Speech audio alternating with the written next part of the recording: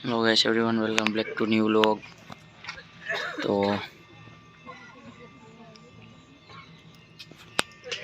आज अभी पोरबंदर में बैठे हैं।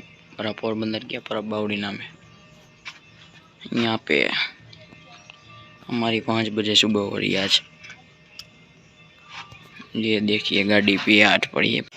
तो अभी निकल रहे सताधार पे जाते हैं। चलो ओके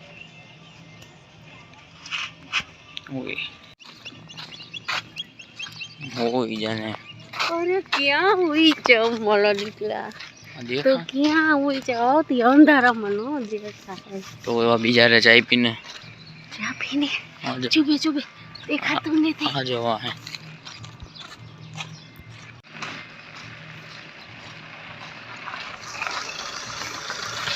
पर नहीं उड़ाड़ी दिया कौन नहीं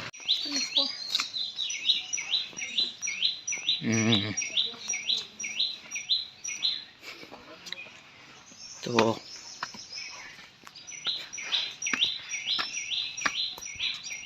अभी आ रखी है।